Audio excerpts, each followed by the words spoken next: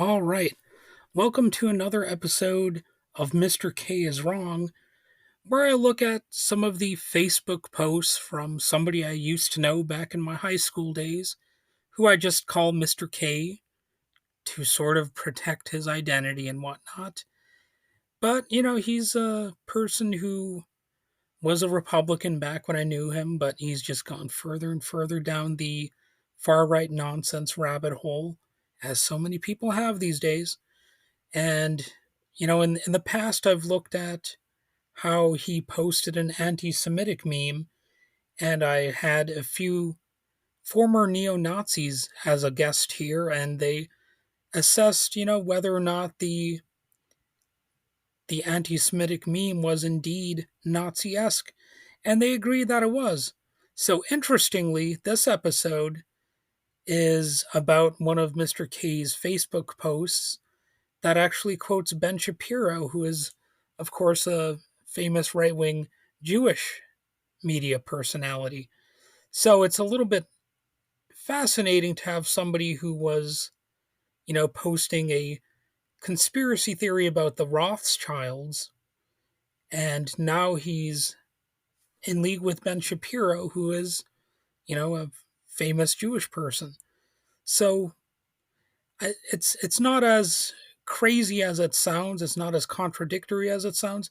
Keep in mind that after Elon Musk did his Hitler salute, one of the defenders was not only Benjamin Netanyahu, but the person in charge of the ADL, the you know the Jewish organization that apparently is perfectly fine with a right wing plutocrat known as Elon Musk, not only, taking over the country to a large degree, but actually doing a Nazi salute, the Sieg Heil symbol with his arm raised up and all that kind of stuff. And as I noted, that wasn't just, it wasn't just like some awkward thing where he was raising his arm to wave hello to somebody, or something like that. It wasn't him doing a role in a movie or something where you might play a Nazi character or something. No, it was real life. He wasn't singing a song and doing a Nazi salute sarcastically because the song is making fun of Nazis or something like that. No, he was he was choosing to do that, because the context is that he's a fascist. He's got a fascistic, plutocratic ideology. He believes in a technocratic elite.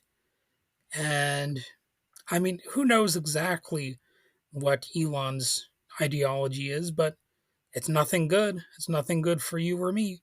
I can tell you that much. But anyway, it's interesting that Mr. K is now quoting Ben Shapiro, and specifically the thing that Ben Shapiro said is if the elected president telling unelected bureaucrats not to waste taxpayer money is a constitutional crisis, then I don't think you understand what a constitutional crisis is.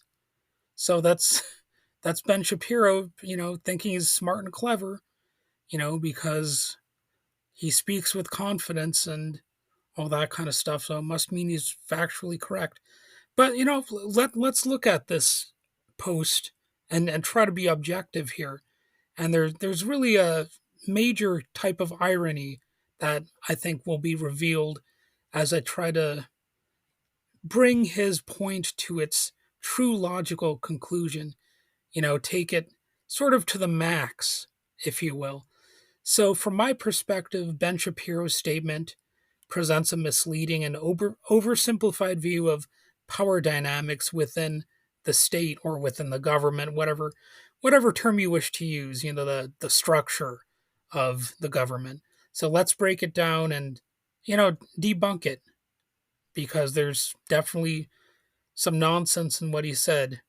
So for starters, he's misrepresenting what a constitutional crisis is, definitionally.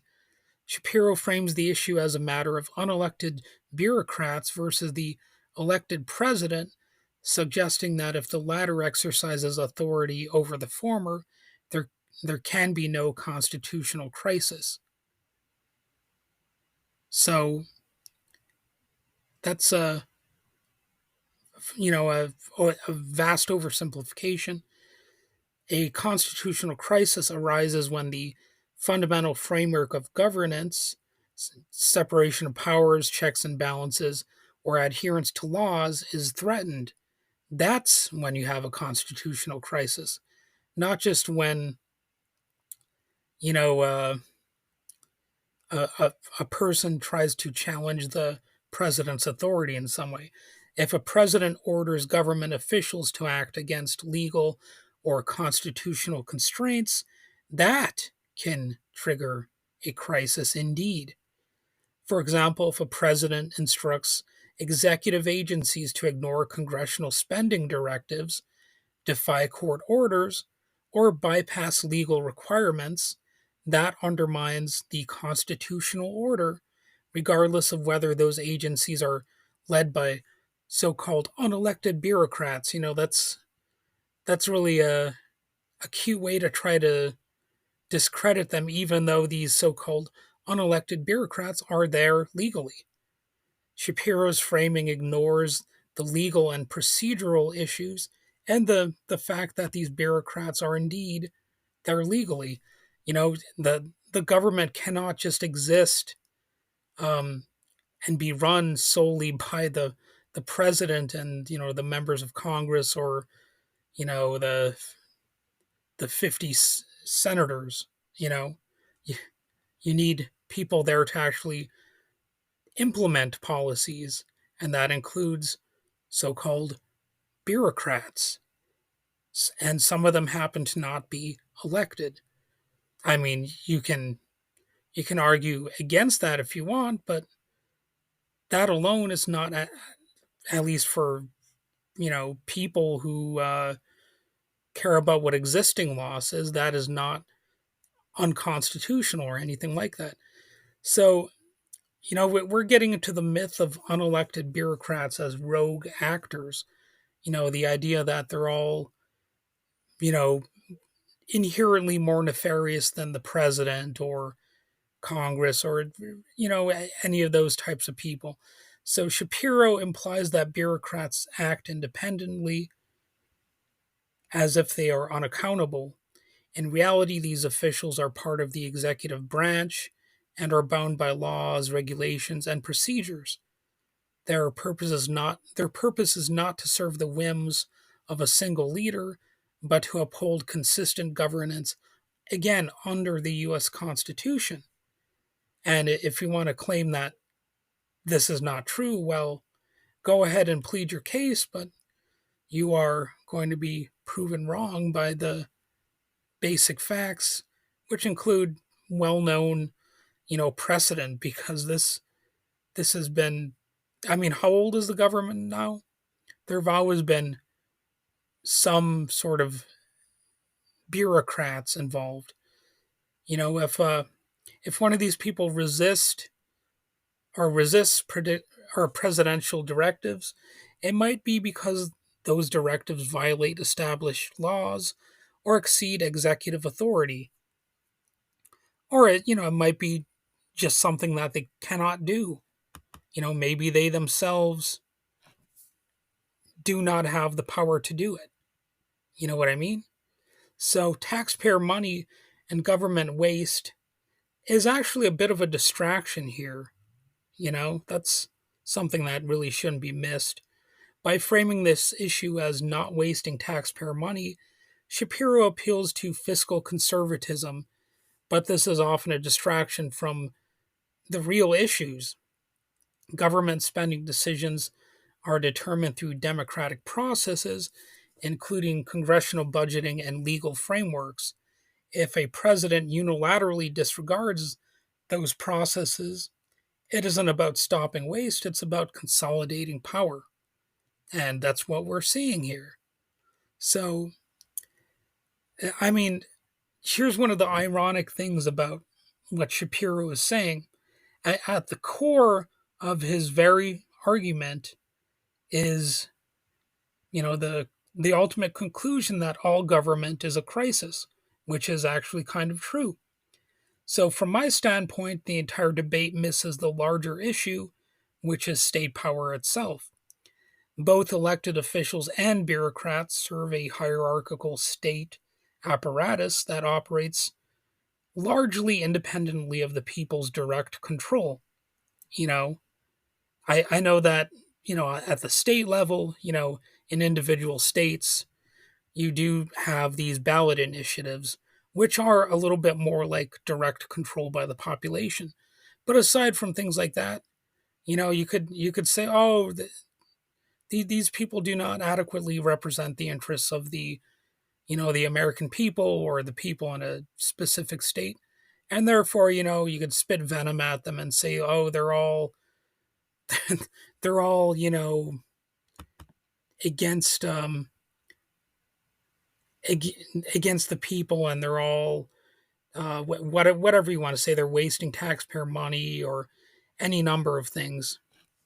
And if people really followed Ben Shapiro's own supposed anti-waste, anti-fraud, and anti-abuse idea, then they would reject the legitimacy of both elected and unelected state actors, because both derive their power from coercion, taxation, and centralized authority that is known to be uniquely capable of allowing waste, fraud, and abuse. So, with the idea that you got to throw the baby out with the bathwater here, you got to demonize the state level bureaucrats. Well, wait a second. If anything allows for waste, fraud, and abuse, and all those things are bad, then why not focus that same attention on the president and his entourage, his creepy crew? What's the argument against doing that? If if it's legitimate to spit venom at one sector of the government overall, why wouldn't you do the same for this group over here? And guess what? Here's another fun fact: Elon Musk himself is an unelected person. So what the fuck, Ben? What's going on with you, dude? You're not being logically consistent here. Nobody elected Ben Shapiro to do this. Nobody elected Elon Musk to do this. The people who are perpetuating this idea of like exerting power, some of the people who are most doing that were not elected to say that this is what should be going on. So, isn't that a bit of a contradiction here? What gives him, Ben Shapiro, so much more of a legitimate concern here than somebody who's concerned about the president, you know, having all sorts of unaccountable powers and allowing for waste, fraud, and abuse, which we've seen. So Shapiro would actually be in favor of direct democracy, voluntary cooperation, and mutual aid if he actually followed the logical conclusions that he has been making, rather than arguing over whether the president or bureaucrats should have more control. A more thorough critique would emphasize dismantling the state's bureaucratic and executive power entirely on the grounds that it allows for waste, fraud, and abuse that benefits elite millionaires and billionaires, replacing with decentralized, community driven decision making processes. The real crisis isn't just constitutional, it's the continued existence of an authoritarian state structure that governs through coercion in ways that benefit the ultra rich rather than free association. So, how about that, Ben? Where's that perspective? I mean, if we're going to truly follow this logically through, why would you just want to prop up a plutocratic elite? If you want to get rid of waste, fraud, and abuse, that would be one of the first places to actually look. Within the ultra rich who we know are gaining disproportionate advantage by using state power. We know the ways in which they're doing that. And no, it's not just through it's it's not just through hard work and all the good stuff, the rags to riches stories. No, they rely on the government to draw disproportionate benefit and gain all sorts of legal rights that the average person just cannot afford, right? Like a lot of the rights that people have in society, including the control over resources and decision making, it has to do with how much money is in your wallet. And what do you know? Some people like Elon Musk and Donald Trump, they had rich parents. So what do you know? They have more access to power and privilege and therefore rights. And so that's how Elon Musk, who is himself unelected, is able to run roughshod over the population, which he's doing right now. So, yeah. Shapiro's argument is a straw man that misrepresents what a constitutional crisis entails. It oversimplifies the role of bureaucrats and diverts attention from authoritarian overreach within his own dumbass camp. So, from a saner, more thorough perspective, both the president and bureaucrats are agents of state power, and the real solution isn't in choosing one over the other, but in rejecting the coercive plutocratic state entirely and replacing it with something that's, actually going to challenge waste, fraud, and abuse. So, yeah. Oh, yeah, and it it also makes sense that if you were really concerned about, you know, waste, fraud, and abuse, you would also not want a government that, kills people all the time, like in warfare and whatnot. But guess what? Ben Shapiro is a warmonger, so, hmm, isn't that quaint? Another contradiction. Well, anyway, that's about it for this episode, and I know there's possibly something I said here that you might disagree with, and if you want to, you can make those disagreements clear with me on social media or in a comment on, like, if you found this on YouTube or something. Go ahead and let me know about it. You know, I won't say that I'd like to hear from you because maybe you suck, maybe you have dumb ideas, rotten opinions, and whatnot. But there's a chance that I'll take a look at what you have to say and see if it adds up, see if you make a compelling argument or whatever if you disagree with me. Either that or you can just be a yes man and say, yes, sir, I agree with everything you said. You're right on the money. Keep up the good work. I suppose I'll take those kind of posts as well. So until next time, have a good day and try to get smarter instead of getting dumber. Because in this day and age, there's a lot of pressure to sort of dumbassify yourself. And, that's something that I think really could be combated with just thinking things through logically, like I tried to do in this episode.